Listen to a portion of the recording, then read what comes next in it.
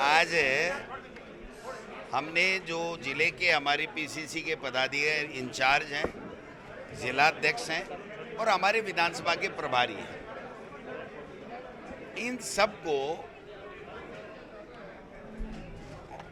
एक ही काम दिया है कि जो छोटा मोटा संगठन का कार्य हो गया बट वो ऑनलाइन नहीं हुआ, पीडीएफ है, हार्ड कॉपी है बट ऑनलाइन नहीं हुआ, तो उसके लिए हमने कहा है कि 2 दिन के अंदर अंदर आप ऑनलाइन कर दीजिए, जिससे पूरा का पूरा संगठन जिला स्तर का, ब्लॉक स्तर का, मंडल स्तर का वो पूरा का पूरा हो जाए।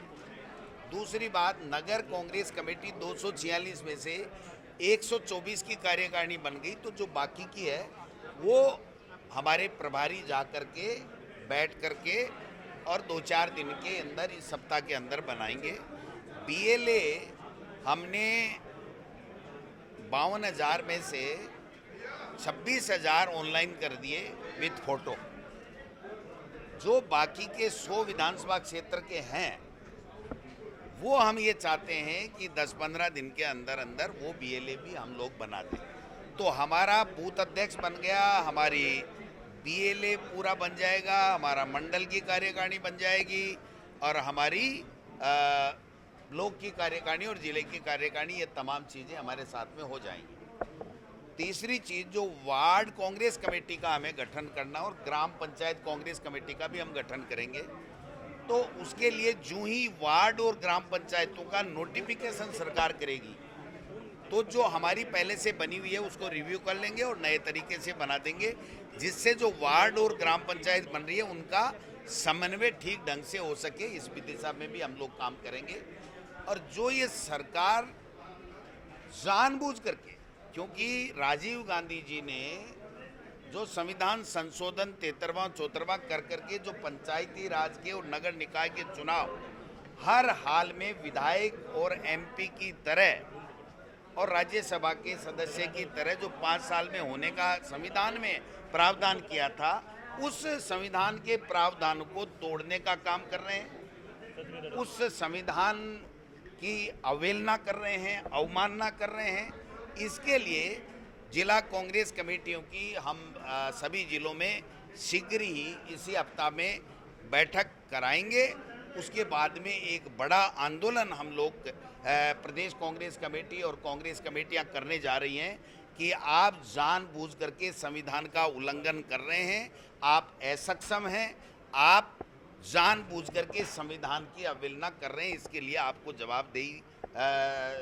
जवाब देना पड़ेगा। ये सरकार के ऊपर हम दबाव बनाएं, क्योंकि इन्होंने एक ओबीसी आयोग का गठन किया। ये 1.5 साल से क्या कर रहे थे साहब? लस्सी पी रहे थे, समोसे खा रहे थे, एक दूसरे से लड़ रहे थे, क्या कर रहे थे? दिल्ली की हाजिरी लगा रहे थे। इनको ओबीसी आयोग का गठन, जब पंचायती राज का 5 साल का कार्यकाल पूरा हो गया, सुप्रीम कोर्ट के फैसले से बाध्यता है कि बिना ओबीसी आयोग के गठन करके आप उनके डाटा लिए बगैर कि किस प्रदेश में कहां पर कितनी ओबीसी की मात्रा है, संख्या है, वो लिए बगैर आप चुनाव करा ही नहीं सकते। तो आपने 1.5 साल ये क्यों निकाला? और अभी भी ये जो पंचायती राज का परिसीमन ये जो कर रहे हैं, ये 12 महीने चुनाव नहीं कराना चाहते। ये चाहते हैं कि हम उल्टा पुल्टा करें, हमारी मर्जी से करें, हाई कोर्ट में मामला उलझे और हम हाई कोर्ट का बहाना लेकर के 12 महीने तक 2027 तक ये भाजपा की सरकार जो संविधान में प्रावधान है उसकी अवहेलना करके ये पंचायत राज का चुनाव नहीं कराना चाहते हैं। क्योंकि पंचायती राज और नगर निकाय अगर मजबूत होगा तो लोग सवाल पूछेंगे जनप्रतिनिधि कि हमारे यहाँ काम क्या किया आपने, 1.5 साल 16 महीने 18 महीने 19 महीने हो गए, आपने काम क्या किया? ये सवाल इनसे नहीं पूछा जाए उन जनप्रतिनिधियों के द्वारा, इसलिए ये पंचायती राज और नगर निकाय के चुनाव नहीं करा रहे। ये हमारा प्रमुख मुद्दा रहेगा। अब आने वाले समय में कांग्रेस पार्टी का बच्चा बच्चा बूथ, ब्लॉक, मंडल, नगर कांग्रेस, प्रदेश कांग्रेस, जिला कांग्रेस कमेटी, सब जगह हम लोग मीटिंगें करके जनता के जो जनप्रतिनिधि बनना अनिवार्य है संविधान के मुताबिक, उनकी बात करेंगे और इनको एक्सपोज करेंगे कि असक्षम अनिर्णय की कच्ची पर्ची आ गई। उस कच्ची पर्ची ने इस प्रदेश का बेड़ा गर्क कर दिया।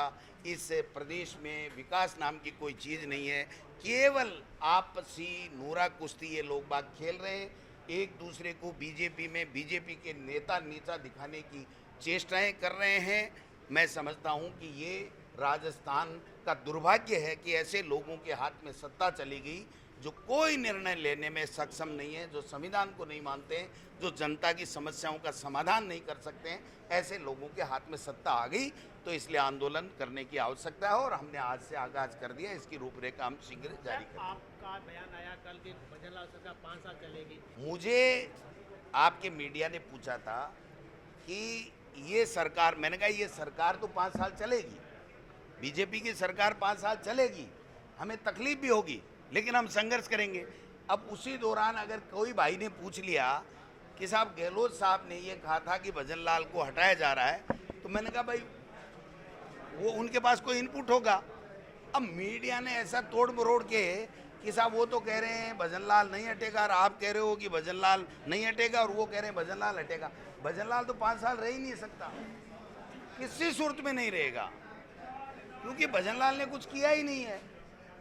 मैं तो कह रहा हूँ बीजेपी की सरकार 5 साल रहेगी।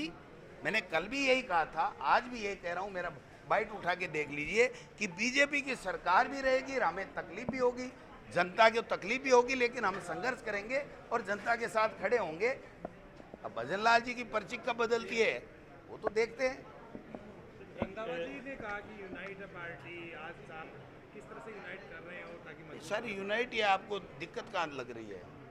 अलायंस को लेकर चर्चा है, कल आप गए थे, अलायंस क्या होगा आने वाले निकाय? कोई अलायंस नहीं है, किसी से कोई आज की तारीख में अलायंस नहीं है। और अलायंस के फैसले कहीं भी होते हैं तो वो पार्टी आलाकमान करती है। केवल हमारा मेंबर ऑफ पार्लियामेंट में एमपी के चुनाव में हमारा अलायंस था। इसके अलावा कांग्रेस पार्टी हर सीट के ऊपर जो भी चुनाव होगा उसके ऊपर चुनाव लड़ेगी और जीतेंगे।